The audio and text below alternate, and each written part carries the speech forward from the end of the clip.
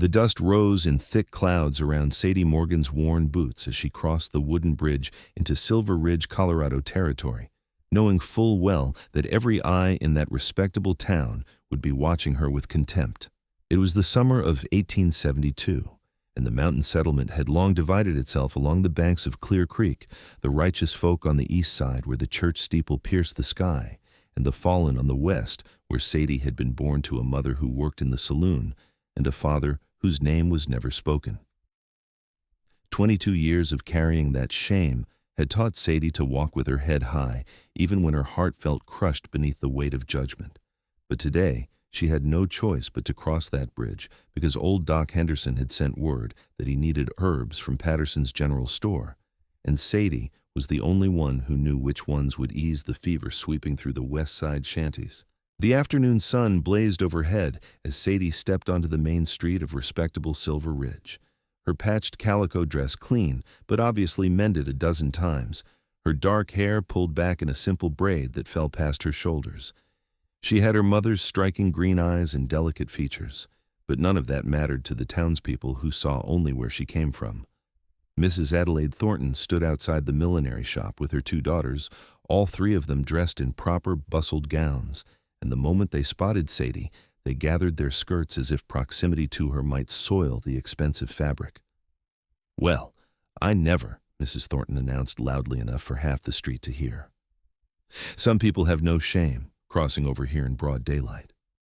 Sadie kept walking, her jaw tight, focusing on the weathered sign of Patterson's General Store 3 buildings down. She had learned long ago that responding only made things worse. The west side of the river housed the saloon workers, the gamblers, the Chinese laborers who had stayed after the railroad pushed through, the Mexican families who worked the mines for half pay, and anyone else Silver Ridge deemed unworthy of decent society. Never mind that Sadie herself had never touched liquor, never entertained men, never done anything but help Doc Henderson tend to the sick and injured on both sides of the river when he would allow it. Her mother's sins were painted across her like a brand. Patterson's store smelled of tobacco, leather, and dried goods. The proprietor, a thick-necked man with mutton chops that covered half his face, looked up from his account book and frowned. "What do you want?" "Doc Henderson needs feverfew, willow bark, and bone set if you have it," Sadie said quietly, producing the carefully counted coins from her pocket. "I have money to pay." Patterson made a great show of examining the coins as if they might be counterfeit before grudgingly gathering the herbs. As he wrapped them in brown paper, the door opened, and Judge Blackwood's son, Edmund, entered with 2 of his friends, all 3 young men in their mid-20s, dressed in the fine clothes their family's money afforded them. Edmund's eyes landed on Sadie, and a cruel smile curved his lips. "Well, well, one of the river rats has crossed over," he drawled. "Your kind usually knows to stay where they belong." Sadie took the package from Patterson, her fingers trembling despite her determination to show no weakness. "I am collecting medicine for sick children, Mr. Blackwood. Now, if you will excuse me." She tried to move past him, but Edmund shifted to block her path. His breath smelled of whiskey, though it was barely past noon. "You think you are better than what your mama was? Everyone knows what happens to daughters of whores. Just a matter of time before you end up working the cribs yourself." Heat flooded Sadie's face, anger and humiliation warring inside her chest. "My mother worked hard to feed me. She was a seamstress at the saloon, nothing more, and she had more decency in her little finger than you have in your entire body." The slap came so fast she barely saw it coming. Edmund's palm cracked across her cheek, snapping her head to the side and sending the package of herbs scattering across the floor. The store went utterly silent. Sadie tasted blood where her teeth had cut the inside of her mouth, but what hurt worse was the injustice of it all. A man could strike her in front of witnesses, and no one would say a word because she came from the wrong side of the river. "You will learn respect," Edmund hissed, raising his hand again. The door to Patterson's store exploded inward with such force that the bell tore from its mounting and clattered across the floor. The man who filled the doorway had to duck his head to enter, his shoulders so broad they seemed to span the entire frame. He was massive, well over 6 feet of solid muscle, with dark hair that fell to his shoulders and a thick beard that could not hide the hard line of his jaw. His shirt sleeves were rolled up, revealing forearms corded with strength, and his hands looked like they could crush stone. But it was his eyes that made everyone in the store take an instinctive step back, pale gray and cold as mountain ice, fixed on Edmund Blackwood with an intensity that promised violence. "Touch her again, and I will break every bone in your hand before I start on the rest of you," the mountain man said, his voice a low rumble that seemed to vibrate through the floorboards. Sadie had seen James Garrett from a distance before. Everyone in Silver Ridge knew of the trapper who lived high in the mountains and came down every few months for supplies. He kept to himself, spoke to no one unless necessary, and the rumors about him ranged from him being a former soldier who had seen too much war to a criminal hiding from the law. Whatever the truth, one look at him made it clear he was not a man to cross. He stood there now like something wild and dangerous that had wandered down from the peaks, utterly out of place in the civilized store, but somehow more real than anything else in it. Edmund's friends had gone pale, but Edmund himself tried to muster his courage. "This is none of your concern, Garrett. This woman is—" "I know exactly who she is," James interrupted, moving into the store with a predator's grace despite his size. "She is the woman who set my dislocated shoulder last winter when I came down half frozen. She is the one who had Doc Henderson teach her everything he knows so she could help people who cannot afford a real physician. And she has more worth than every person in this store combined." He bent and began collecting the scattered herbs, his movements careful despite his obvious capacity for violence. When he straightened, he handed the package to Sadie, and for the first time his expression softened slightly as he looked at her. "You all right, Miss Morgan?" Sadie nodded, not trusting her voice. Her cheek throbbed where Edmund had struck her, and something about this massive man's unexpected kindness made tears threaten to spill over. She blinked them back fiercely.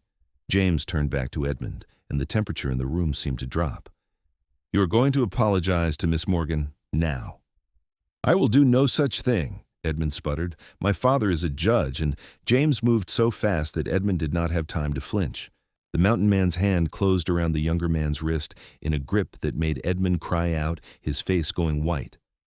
"Your father is 2 days' ride away in Denver, and up here, the only law that matters is what a man can back up with his own strength. Apologize." "I am sorry," Edmund gasped out, his knees buckling. "I am sorry, Miss Morgan." James released him with a look of disgust and turned to Patterson. "Miss Morgan's money is as good as anyone else's. You will treat her with respect, or you will find yourself explaining to everyone why the only man who brings in prime beaver pelts has decided to take his business to Leadville instead." Patterson swallowed hard and nodded. The economic threat was real. James Garrett's furs were legendary in quality, and Patterson made good money acting as middleman to the buyers in Denver. James gestured to the door. "Miss Morgan, would you allow me to walk you back across the river?" Sadie found her voice at last. "You do not have to do that, Mr. Garrett. I know the way." "I am certain you do," he replied, something that might have been the ghost of a smile touching his eyes. "But I would consider it an honor if you would permit me to accompany you anyway." There seemed little point in arguing with a man who looked like he could uproot trees with his bare hands, so Sadie nodded and preceded him out of the store. The street had filled with onlookers, word of the confrontation having spread with the speed that gossip always traveled in small towns. Sadie was acutely aware of every stare, every whispered comment as she walked back toward the bridge with James Garrett beside her, his presence like a force of nature that kept everyone at a distance.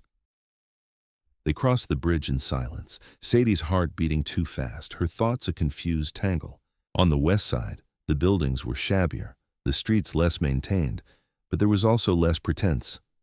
People here struggled to survive, but they did not pretend to be something they were not. James walked beside her all the way to Doc Henderson's small house at the edge of the settlement, where smoke rose from the chimney despite the summer heat. The doctor was boiling instruments, preparing for the evening rounds among the sick. At the door, Sadie finally turned to face her unexpected champion. Up close, he was even more imposing, but she noticed details she had missed before. His eyes, despite their coldness in the store, held a deep sadness. Scars marked his hands and forearms, the white lines of old wounds. There was a gentleness in how he held himself near her, as if he was conscious of his size and strength and careful not to frighten her. "Thank you," Sadie said softly. "What you did back there, No one has ever stood up for me like that." James shook his head. "What I did was the bare minimum of human decency. Those people should be ashamed of how they treat you." "They will make trouble for you now," Sadie warned. "The Blackwoods have influence. Let them try." James glanced back at the bridge, his jaw tight. "I have been watching this town for 5 years now, seeing how they divide people up like some are worth more than others based on which side of a river they happen to be born on. It is not right. It is not decent, and I am tired of saying nothing about it." Something in his words made Sadie's chest ache.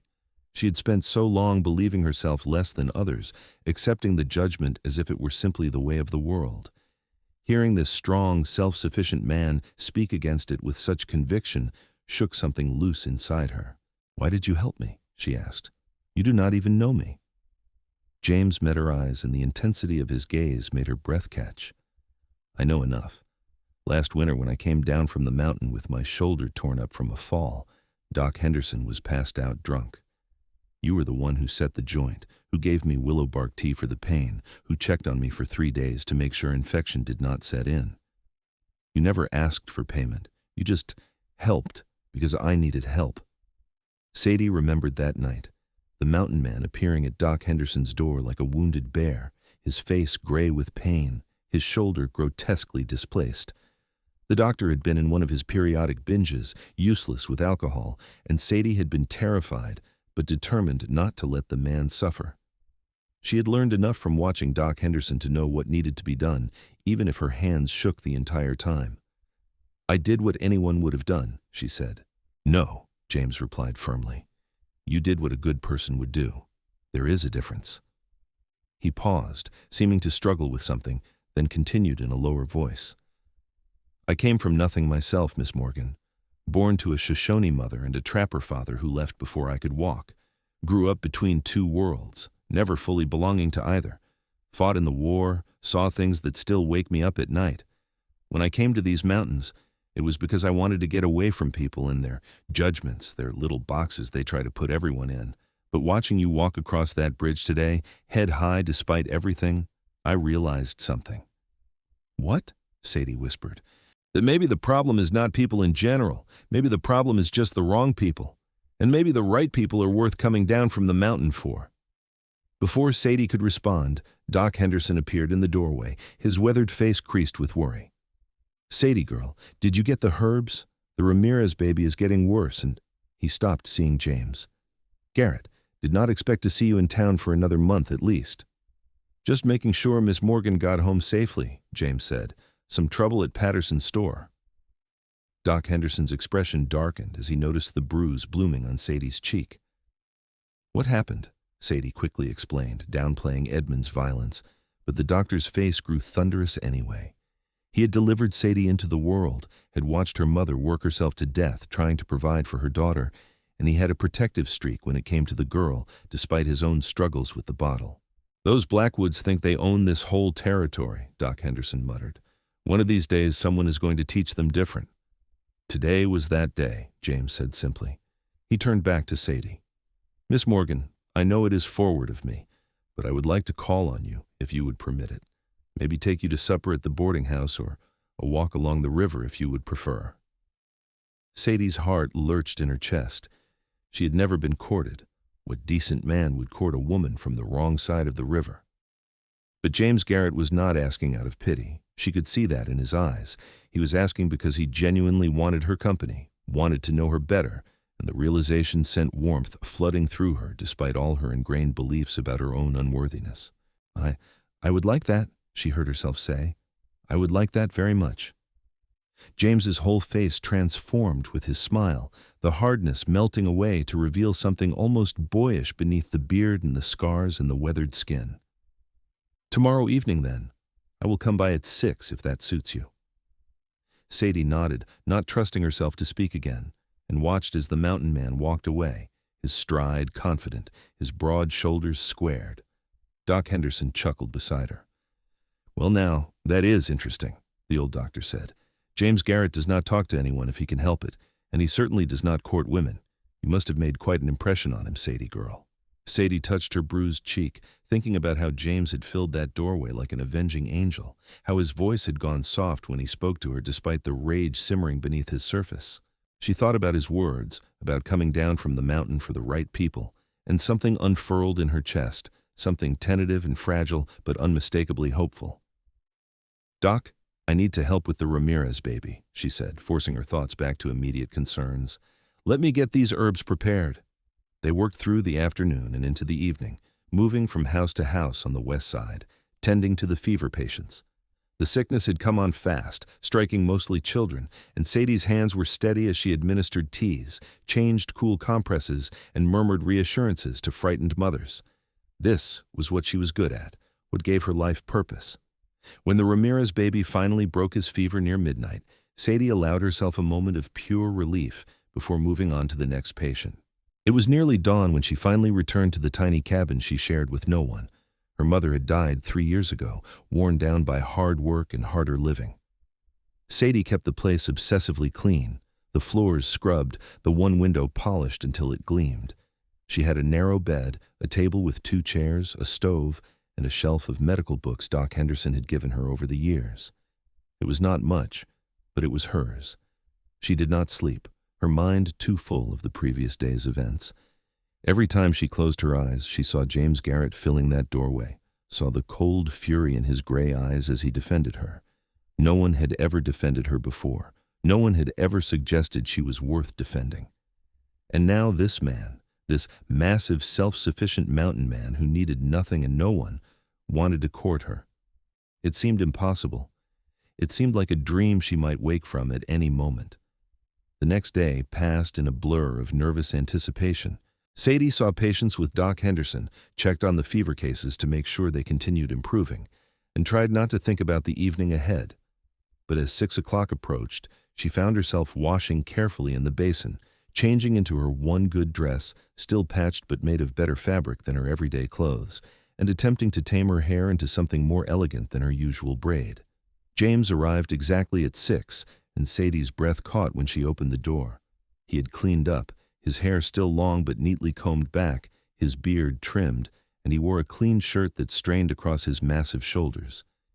He held his hat in his hands, and there was something endearing about how nervous he looked, this man who could break another man in half without breaking a sweat, standing on her doorstep as if afraid she might send him away.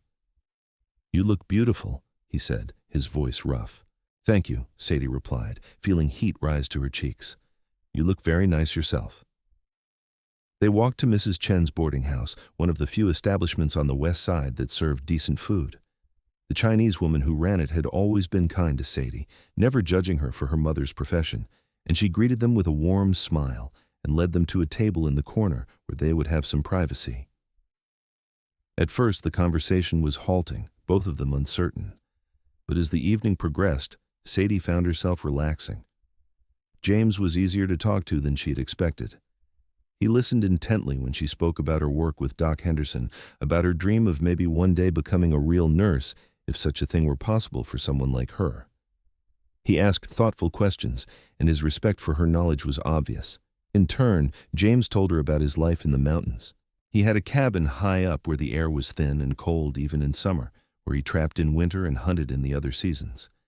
He spoke about the silence up there, the way the world seemed bigger and cleaner without people cluttering it up with their prejudices and small-mindedness. But he also spoke about the loneliness, about going weeks without hearing another human voice, about wondering sometimes if he had made a mistake in cutting himself off so completely. "Why did you?" Sadie asked. "Cut yourself off, I mean." James was quiet for a long moment, his fingers tracing patterns on the table. When he finally spoke, his voice was low. "After the war, I could not stand being around people anymore. Everyone wanted to talk about glory and honor, but all I could remember was watching boys die in the mud, hearing them call for their mothers. Then when I came west, I thought maybe things would be different, but I just saw the same ugliness in a different form. People finding reasons to hate each other, to elevate themselves by pushing others down." He looked up at her, and the pain in his eyes was raw. "My mother was Shoshone. She died when I was young, but I remember how people looked at her, at me, like we were something less than human. When my father took me back east, I learned to hide what I was, learned to pass for white, fought for the Union, bled for it. But after the war, none of that mattered. I was still just a half-breed to most people. So I came to the mountains where I did not have to pretend to be anything for anyone. Sadie reached across the table and took his hand, that massive, scarred hand that could deliver such violence or such gentleness. I understand. Maybe not exactly, but I understand what it feels like to be judged for things you cannot control, to have people look at you and only see where you came from instead of who you are. James turned his hand over and laced his fingers through hers. The gesture was intimate, warm, and Sadie felt something click into place inside her chest. They stayed like that for a long moment, just holding hands across the table while the boarding house bustled around them. "When I saw Edmund Blackwood raise his hand to you," James said quietly, "something inside me just snapped. I've spent 5 years telling myself I did not care what happened in this town, that it was not my problem. But watching you cross that bridge with your head high, knowing what you would face over there, knowing you were doing it anyway because people needed help, I realized I had been lying to myself. I do care. I care about you." Sadie's heart thundered in her chest. "James, we barely know each other." "I know," he agreed, "but I would like to change that, if you would give me the chance." What could she say to that? What could she say to this strong, damaged man who saw her not as a woman from the wrong side of the river, but as simply a woman worth knowing? She squeezed his hand and smiled. "I would like that too." They finished their meal, and James walked her home under a sky brilliant with stars. At her door, he hesitated, clearly wanting to kiss her, but uncertain if he should. Sadie found his uncertainty charming, so at odds with his imposing physical presence. "I have to go back up the mountain tomorrow," James said. "I have traps to check, supplies to gather for winter, but I will be back in 3 weeks. May I see you again when I return?" "Yes," Sadie said without hesitation. "Please." James smiled, that transformation of his face that made him look younger and less burdened. 3 weeks then. And Sadie, be careful. The Blackwoods are not the type to forget a humiliation." She nodded, though she refused to let fear rule her life. James tipped his hat and walked away into the night, and Sadie went inside with her head spinning and her heart lighter than it had been in years. The 3 weeks that followed were both wonderful and terrible. Wonderful because Sadie could not stop thinking about James, about his quiet strength and his unexpected understanding. Terrible because Edmund Blackwood made good on James's warning. He could not confront Sadie directly. His father had apparently heard about the incident, and while he did not care about Sadie, he cared very much about the family's reputation and had ordered Edmund to stay away from the West Side. But Edmund found other ways to make his displeasure known. Suddenly, the stores on the East Side refused to sell to anyone from the West Side, not just Sadie. Supplies had to be ordered from Leadville, a 2-day trip that added expense and hardship. The sheriff, who was in Judge Blackwood's pocket, began enforcing old ordinances that had been ignored for years: curfews, licensing requirements for businesses, regulations about building maintenance that the poor shanties on the West Side could never hope to meet. It was petty tyranny, designed to make life difficult for people who were already struggling. Sadie did what she could, organizing the West Side residents, helping them pool resources, finding ways around the new obstacles. But she could see the toll it was taking on people, the way hope dimmed in their eyes. Doc Henderson was livid. "This is my fault," he told Sadie one evening as they prepared medicines. "If I had not been drunk that night James came in, you would not have treated him. He would not have remembered you, and he would not have stepped in at Patterson's store." "Doc, none of this is your fault," Sadie said firmly. "Edmund Blackwood has always been a bully. He just has an excuse now, and I do not regret James standing up for me. I do not regret anything that has happened." That was true. Despite the hardship, despite the increased persecution, Sadie felt more alive than she had in years. She felt seen, valued, and while she tried to tell herself that her worth was not dependent on James Garrett's opinion of her, she could not deny that his respect had awakened something in her, a sense that maybe she deserved better than the scraps the world had offered her up until now. When James returned exactly 3 weeks later, riding down from the mountain on a huge bay horse with a pack mule trailing behind, laden with furs. Sadie was checking on old Mrs. Wu, who had fallen and twisted her ankle. She heard the commotion outside, the way word spread through the west side that the mountain man had returned, and her heart began to race. She finished wrapping Mrs. Wu's ankle, gave her instructions to stay off it for a few days, and stepped outside to find James dismounting in front of Doc Henderson's house. He looked even more imposing than she remembered, his clothes travel-stained, his face weathered from weeks in the high country.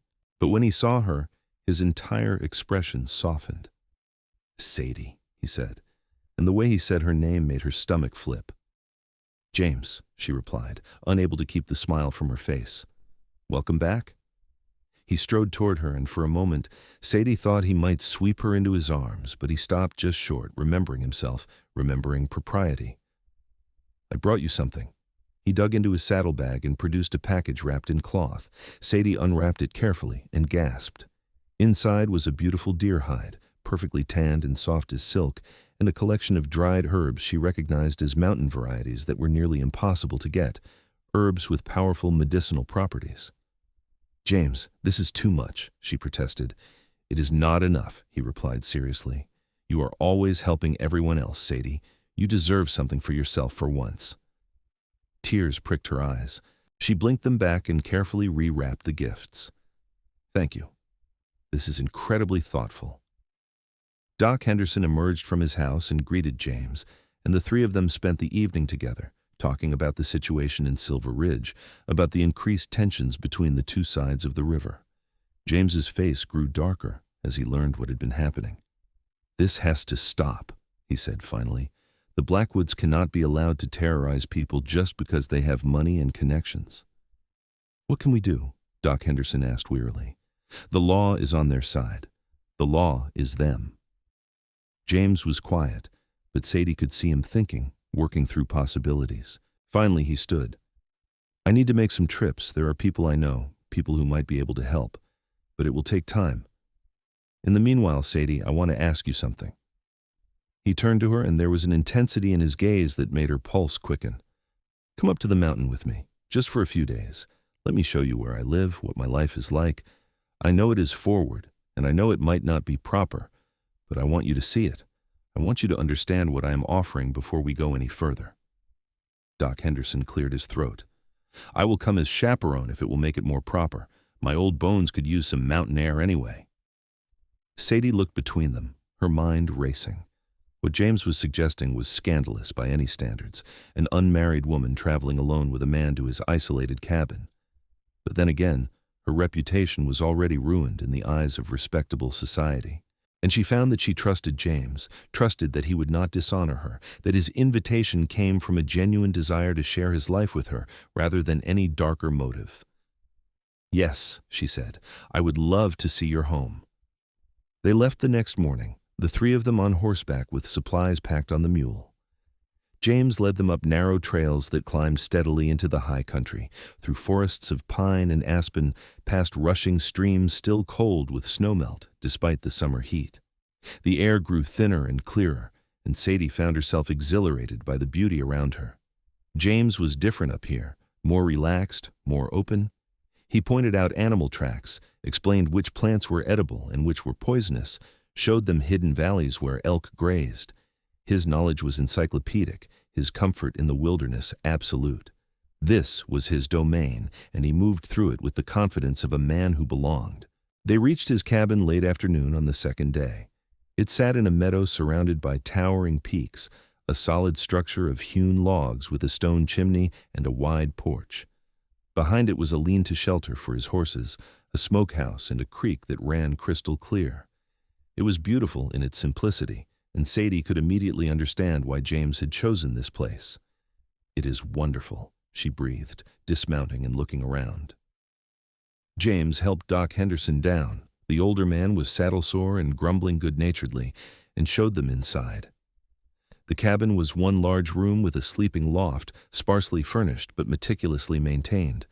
There was a large stone fireplace, a sturdy table and chairs, shelves lined with supplies, and furs stacked in the corner waiting to be traded. It smelled of wood smoke and leather and pine, and Sadie felt an unexpected sense of peace settle over her. "Doc, you can have the loft," James said. "Sadie, I will sleep out on the porch and you can have my bed." "I will not put you out of your own bed," Sadie protested. James just smiled. "You are my guest. It is no hardship, I promise." They settled in, and that evening, James cooked venison steaks over the fire, while Doc Henderson regaled them with stories from his younger days as a cavalry surgeon. Sadie sat on the porch, watching the sun set behind the mountains, painting the sky in shades of gold and crimson, and felt something shift inside her. She could be happy here. The thought startled her, but it was true. The isolation that would have seemed suffocating a month ago now felt like freedom. Over the next 3 days, James showed her his world. They hiked to a waterfall that thundered down a granite cliff face, swam in a high mountain lake so cold it took her breath away, picked wild strawberries that were smaller but sweeter than any she had ever tasted. James taught her to fish, his hands covering hers as he showed her how to cast the line, and Sadie was acutely aware of his warmth, his strength, the way her body responded to his nearness. In the evenings, they talked for hours while Doc Henderson dozed by the fire. James told her more about his childhood, about his mother who had taught him to track and hunt, about his father who had been a good man but weak, unable to stand up to the prejudice directed at his mixed-race son. He told her about the war, about friends lost and innocence shattered. And slowly, hesitantly, he began to speak about his dreams. "I always thought I would spend my life alone up here," he admitted one night, the two of them sitting on the porch under a sky so full of stars it looked like diamond dust spilled across black velvet. "Thought that was what I wanted, what I needed. But Sadie, meeting you has changed everything. I find myself wanting things I had given up on, a partner, a family, someone to share all this with."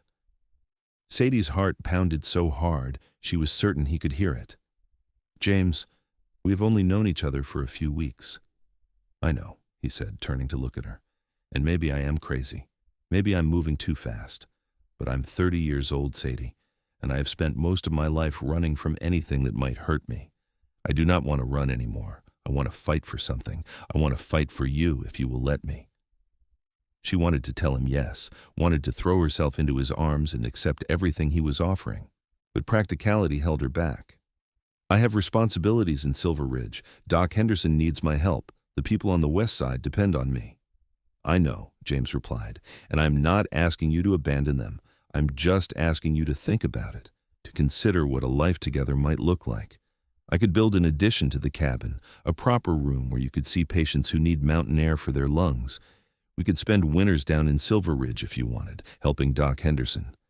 I have enough money saved from fur trading that we would not be rich, but we would be comfortable. We could make it work, Sadie, if you wanted to." Everything he said made sense, but it was also terrifying. Sadie had spent her entire life being told she was worthless, that she would never amount to anything, that she should accept whatever scraps came her way and be grateful. James was offering her everything: love, respect, partnership, a life free from the judgment that had haunted her since birth. It was almost too much to believe. "I need to think," she said softly. "This is all happening so fast." James reached over and took her hand. "Take all the time you need. I'm not going anywhere." They returned to Silver Ridge the following day, and Sadie felt the weight of the town's judgment settle back over her shoulders the moment they crossed the bridge to the west side.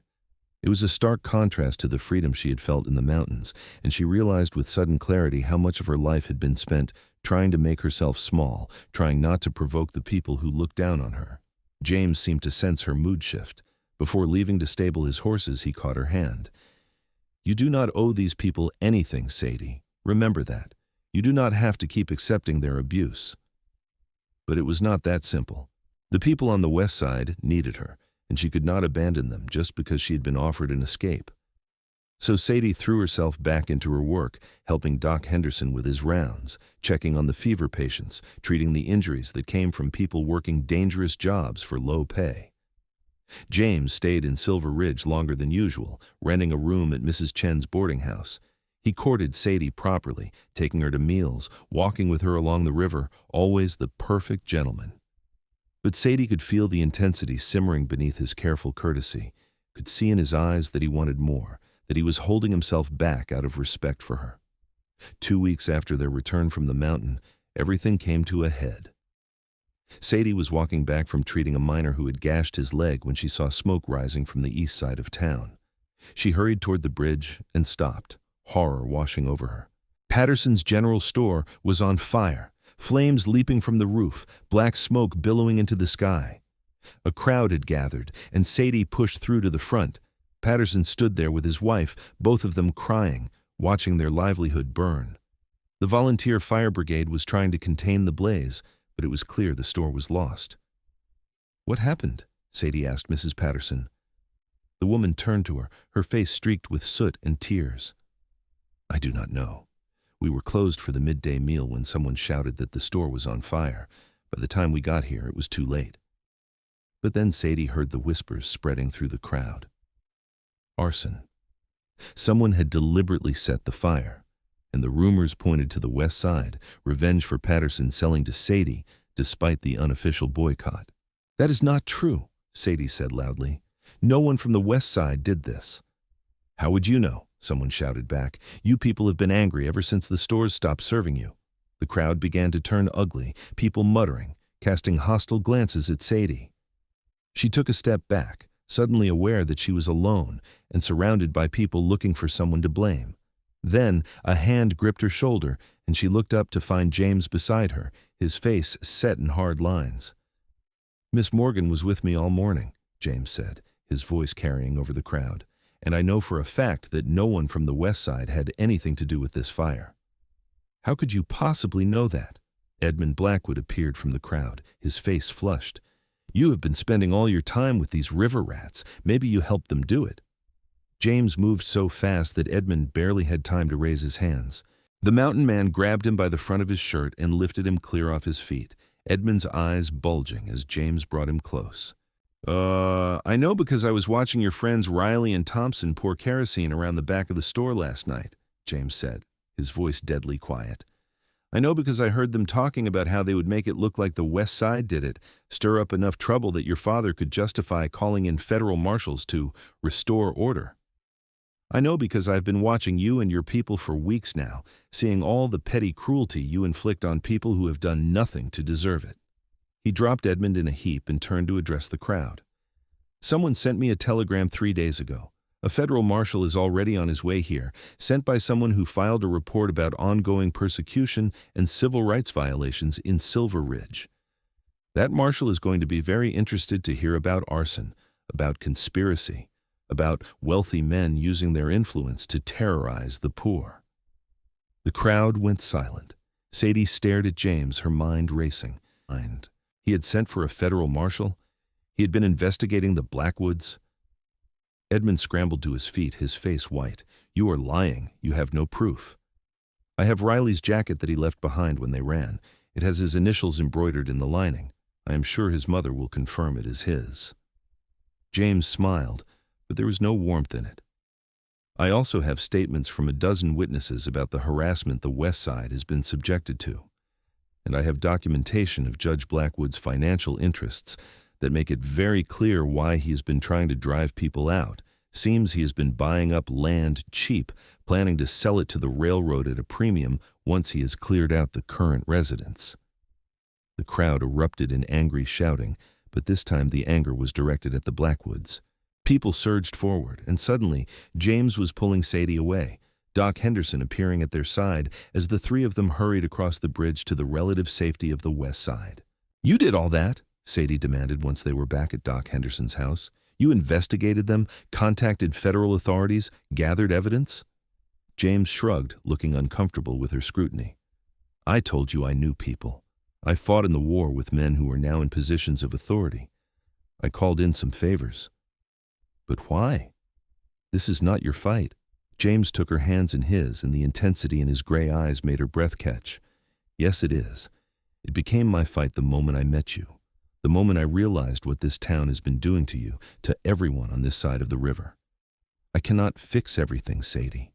I cannot change people's hearts or make them suddenly see each other as equals. But I can shine a light on corruption. I can make sure that the law actually applies to everyone, not just the powerful. And maybe that is a start." Tears streamed down Sadie's face. "You did this for me. I did this for you." James confirmed, "I did this for every person who has been pushed down and told they matter less because of where they were born or who their parents were. I did this because it is right." Sadie threw her arms around him, and James caught her, lifting her clear off her feet as he held her close. She buried her face in his chest, breathing in the scent of him, leather and pine and something uniquely James. His heart beat steady and strong beneath her ear, and Sadie felt something inside her finally break free. All the years of shame, all the internalized judgment, all the belief that she was somehow less than others simply washed away in the face of this man's unwavering conviction that she mattered. "Ah, I love you," she whispered.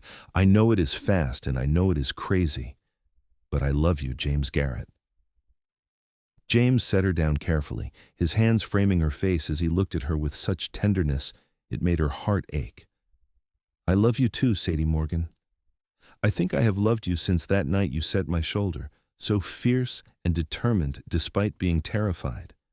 You are the strongest person I have ever met, and I would be honored if you would consider being my wife." It was not a practiced proposal. It was rough and honest and absolutely perfect. Sadie laughed through her tears and nodded. "Yes, yes, absolutely yes." James kissed her then, and it was everything Sadie had dreamed a first kiss should be, gentle and passionate, reverent and claiming all at once. His hands were careful on her despite their strength, and Sadie felt cherished, protected, loved in a way she had never experienced before. Doc Henderson cleared his throat loudly from the doorway. "Well now, I suppose congratulations are in order, though maybe you two could save the rest of that for after the wedding." They broke apart, both of them laughing, and Sadie felt lighter than she ever had. The federal marshal arrived 2 days later, a stern man named Coleman, who spent a week interviewing witnesses and examining evidence. The case James had built was damning: arson, conspiracy, fraud, and a pattern of civil rights violations that shocked even Coleman, who had seen his share of frontier injustice. Judge Blackwood was arrested, along with Edmund and 2 of his friends who had set the fire. The arrest sent shockwaves through Silver Ridge.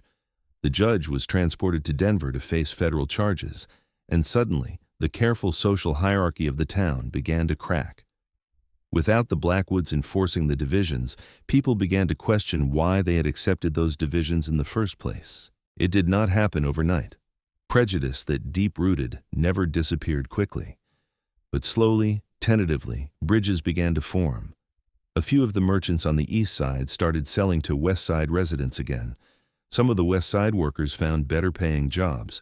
The Chinese laborers and Mexican miners were no longer automatically relegated to the most dangerous work for the lowest pay. Silver Ridge would never be perfect, but it was better. And Sadie watched it all with a sense of wonder, amazed that one person's willingness to stand up had catalyzed so much change. She and James were married 4 weeks after his proposal, in a simple ceremony on the west side, with Doc Henderson officiating, and what seemed like the entire west side population in attendance. James wore a new suit that strained across his shoulders, his long hair pulled back, his beard neatly trimmed. Sadie wore a dress that the women of the west side had pooled their resources to buy for her, simple but beautiful, and carried wildflowers James had picked that morning from the high meadows. "I, James Garrett, take you, Sadie Morgan, to be my lawfully wedded wife," James said, his voice steady and sure as he held both her hands. "I promise to honor you, protect you, and love you for all the days of my life. I promise to see you for who you truly are, not who the world tries to tell you to be. I promise to build a life with you where we both have room to grow and thrive, and I promise that no matter what challenges we face, we will face them together." Sadie's voice shook, but her conviction was absolute. "I, Sadie Morgan, take you, James Garrett, to be my lawfully wedded husband. I promise to honor you, support you, and love you for all the days of my life. I promise to be your partner in all things, to share your joys and your sorrows. I promise to build a home with you, wherever that home may be. And I promise that I will never stop being grateful that you saw something in me worth fighting for." Doc Henderson pronounced them husband and wife, and when James kissed her, the crowd erupted in cheers. It was not the fancy society wedding that happened on the east side of the river, but it was filled with genuine love and joy, and Sadie would not have traded it for anything. They spent their wedding night at Mrs. Chen's boarding house in the finest room, which was still modest by most standards, but felt luxurious to Sadie. James was gentle with her, patient, taking his time to make sure she felt safe and cherished.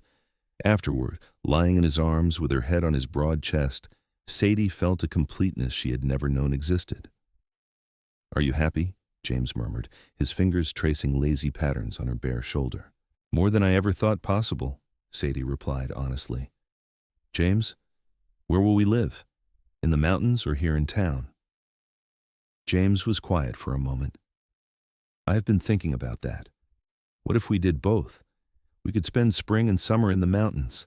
That is when the air is best for people with lung ailments, and you could help patients who need that. Then autumn and winter we could stay in Silver Ridge, help Doc Henderson with his practice.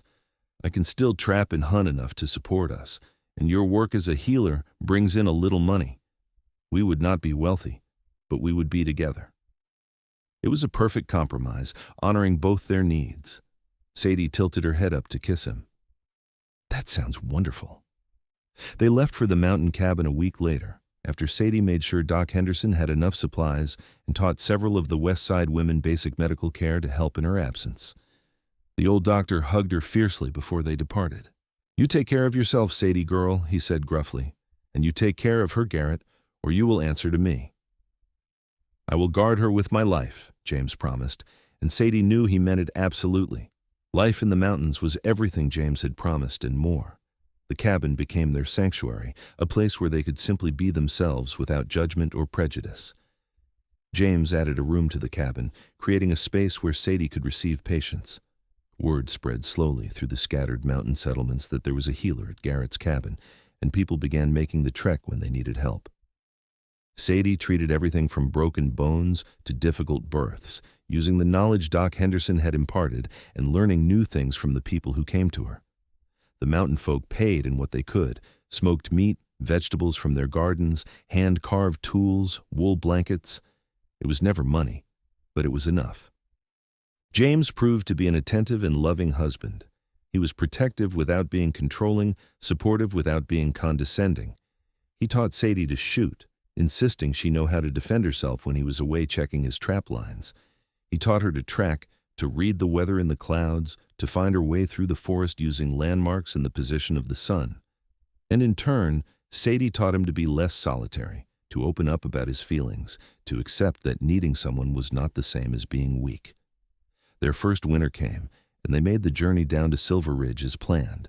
The town continued to change, slowly becoming more integrated. The bridge that had once been a dividing line was now just a bridge, crossed freely by everyone.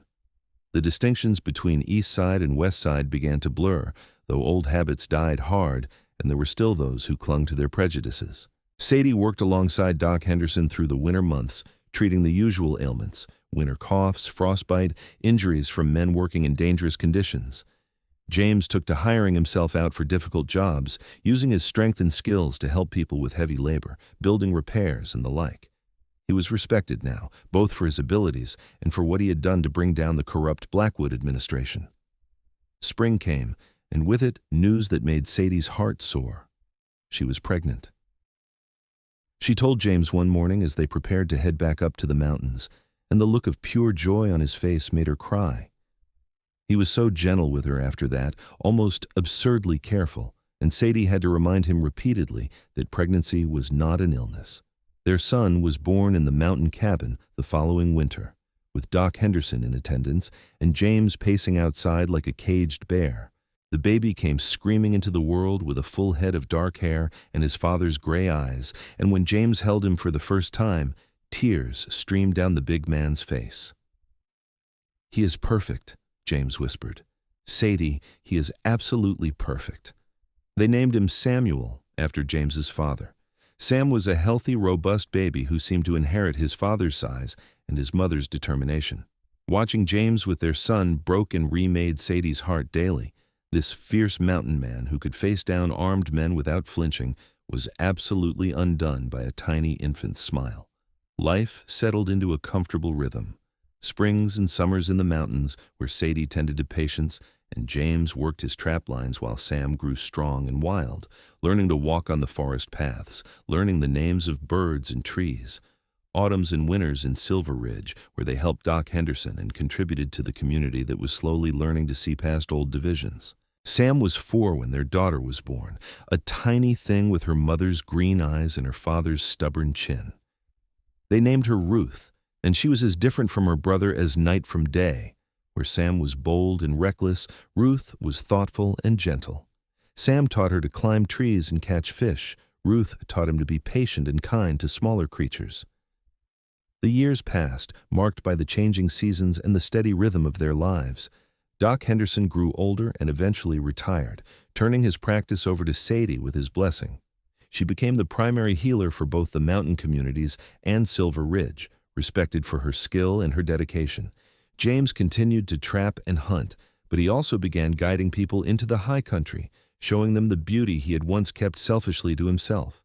Silver Ridge continued to evolve. The railroad came through, bringing prosperity and new faces.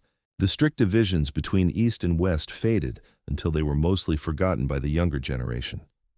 The cabin where Sadie had been born, where her mother had worked herself to death, was torn down to make way for a new schoolhouse, a schoolhouse that welcomed all children, regardless of their parentage or which side of the river they came from. Sadie stood watching the day they broke ground for the school, James beside her with his arm around her waist. Sam and Ruth were off playing with other children, their laughter carrying on the wind. It had been 15 years since that day in Patterson's store when James had stepped through the door like an avenging angel. 15 years since he had looked at her and seen worth when everyone else saw only shame. "Do you ever regret it?" James asked quietly. "Marrying me, I mean. Tying yourself to a half-wild mountain man." Sadie leaned into his solid warmth and smiled. "Not for a single moment. You gave me everything, James. You gave me love and respect and the freedom to be myself. You gave me a life I never thought I could have." "You gave me those things too," James replied, pressing a kiss to her hair. "Before you, I was just existing, not really living. You taught me that hiding from the world was not strength, it was fear. You taught me that the right person is worth any risk, any fight." They stood together in comfortable silence, watching their children play, watching the town that had once rejected Sadie, now accepting her as one of their most valued citizens. The river that had divided Silver Ridge still ran through the middle of town, but it was no longer a barrier. It was just a river, beautiful and indifferent, and people crossed the bridge without thinking about which side they had been born on. That evening, after the children were asleep, James and Sadie sat on the porch of their Silver Ridge house. They had built a proper home on the west side, larger than Sadie's old cabin but not ostentatious, and watched the stars emerge. "I want to tell you something," James said, his voice thoughtful, "about the day I first saw you." "The day you set my shoulder?" Sadie asked. "No, before that. I had been watching the town for months, seeing how it divided itself, how the people on the east side treated those on the west. It made me angry, but I told myself it was not my problem. Then one day I saw you on the bridge. You were carrying a heavy bag, medical supplies probably, heading toward the east side. Some boys threw rocks at you. You did not run, did not cry. You just kept walking with your head high, and after you passed, you stopped to help one of those boys' little sisters who had fallen and scraped her knee." Sadie did not remember that specific day. There had been so many like it, but she did not doubt James's memory. In that moment," James continued, "I saw something I thought had been beaten out of me during the war. I saw true grace, true strength.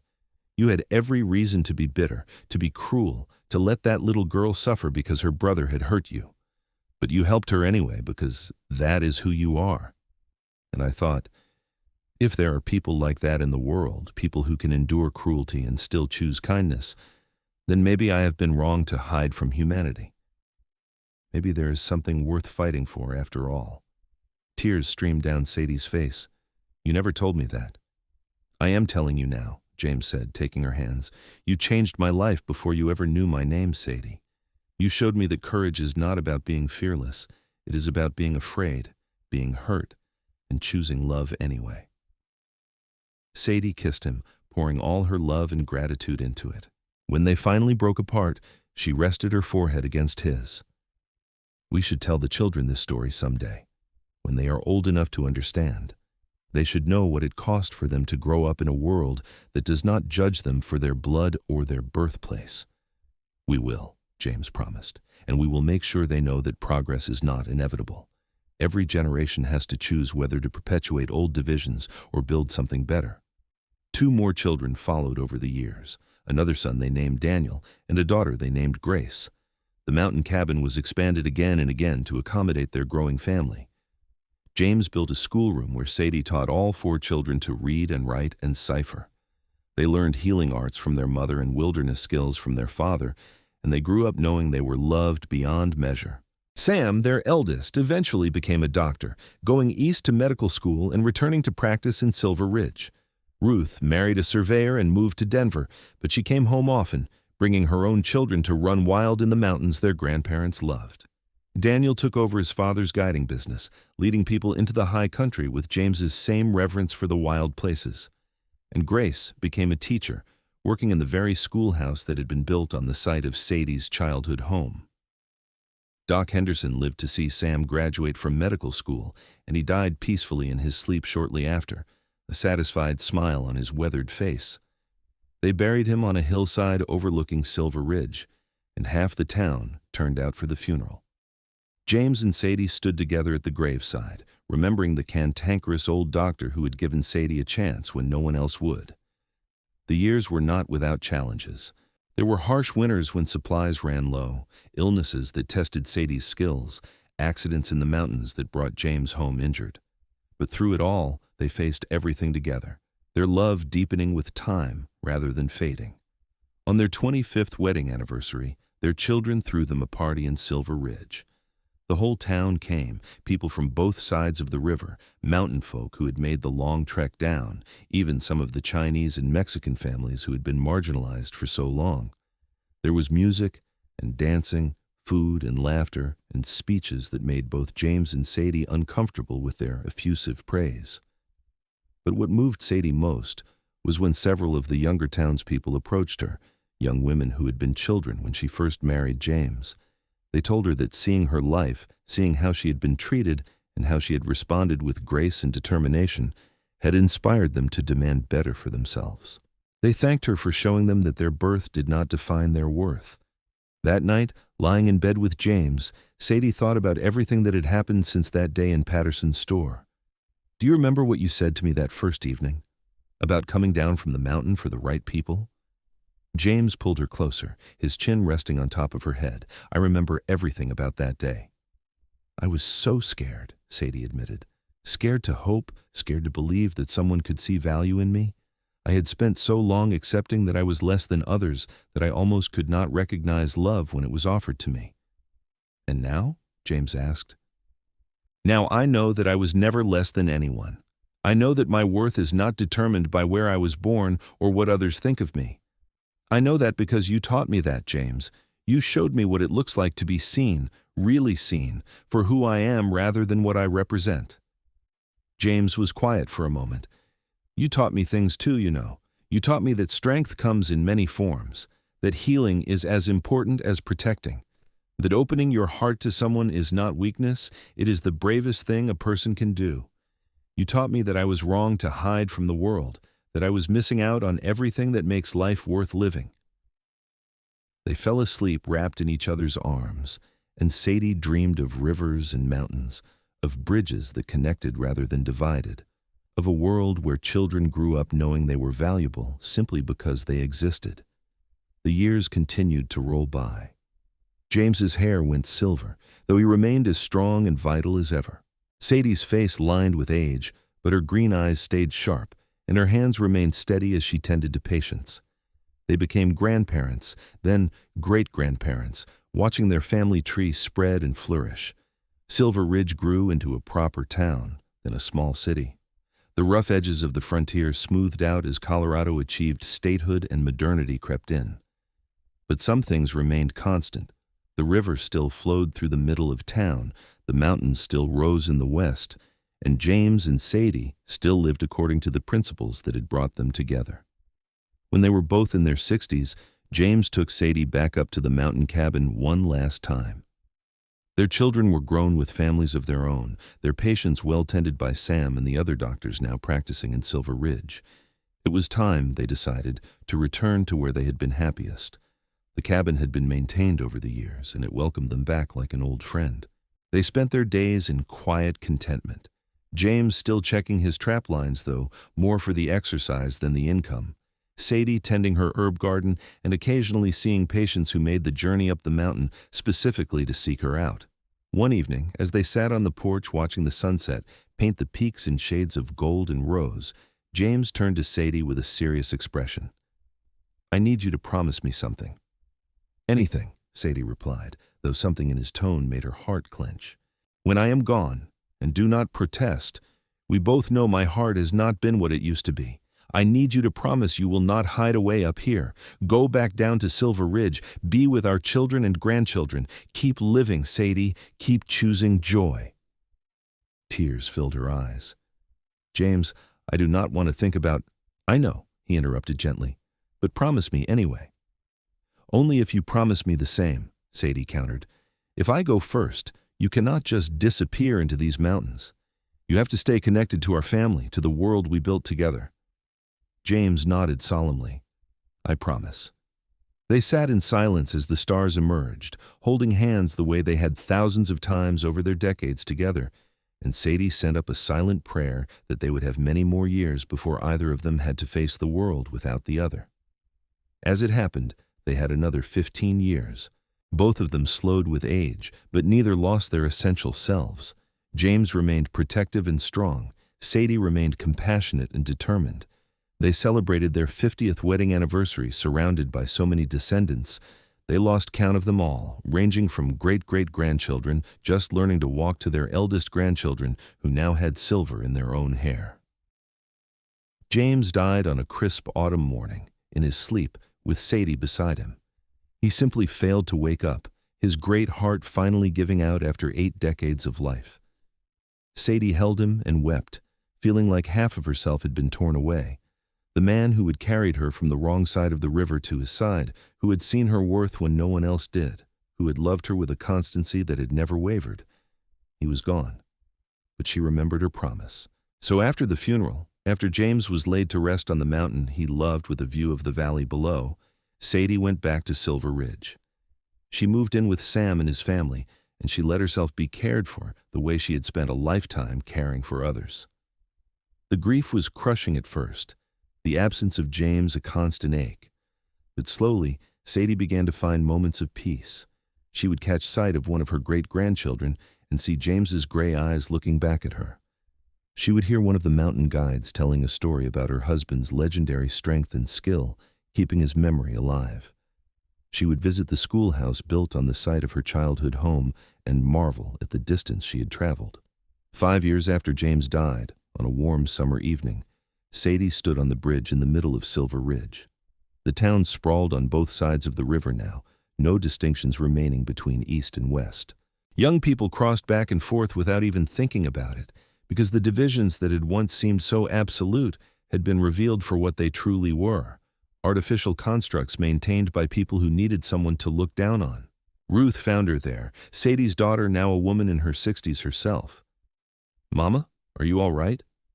Sadie smiled, her eyes on the flowing water. "I was just thinking about the first time your father carried me across this bridge. Not literally, though he would have if I had let him, but metaphorically, he carried me from a place of shame to a place of honor, from judgment to acceptance. He showed me that the wrong side of the river was never wrong at all. It was just a side, and all sides have value." Ruth hugged her mother. "He would be so proud of you, Mama. Proud of everything you have built, everyone you have helped." "We built it together," Sadie corrected. "That is the thing I want you to remember, Ruth, and to teach your children. Real love is not about one person rescuing another. It is about two people deciding to walk through life as partners, each carrying the other when they stumble, each celebrating the other's victories. Your father carried me, yes, but I carried him too. We carried each other." They stood together on the bridge as the sun set, mother and daughter, representatives of a family that had grown from two people who chose to love across the divide society created. Below them, the river flowed on, indifferent to human concerns, and around them, Silver Ridge bustled with life, a testament to what could be built when people refused to accept that some were worth more than others, based on nothing more than the accident of birth. Sadie lived 5 more years, long enough to see her youngest great-great-grandchild born, long enough to know that the lessons she and James had learned and lived would continue through the generations. She died peacefully in her sleep, just as James had, and they buried her beside him on the mountain. On her headstone they carved the words James had spoken to her that first night at Mrs. Chen's boarding house, the words that had begun everything. The right people are worth coming down from the mountain for. And below, added by her children, a response in Sadie's voice. The right people teach you that there was never a wrong side of the river. There was only the side where love had not yet reached. The cabin on the mountain remained in the family, passed down through generations, maintained as a reminder of where the family story truly began. Young couples would go there on their honeymoons, walking the same paths James and Sadie had walked, sitting on the same porch where two people who had been told they were worthless had built something precious. Silver Ridge continued to grow and change, as all towns do. The specifics of why the town had once been divided were forgotten by most, though the story of Sadie Morgan and James Garrett became local legend. The healer from the wrong side of the river and the mountain man who had loved her, two people who had refused to accept the limitations others placed on them, and in doing so had changed their entire community. Their descendants spread throughout Colorado and beyond, carrying with them the values their great-great-grandparents had lived. That worth is intrinsic, that love is a choice and an action, that bridges are for crossing, and that the divisions people create are never as strong as the connections people forge.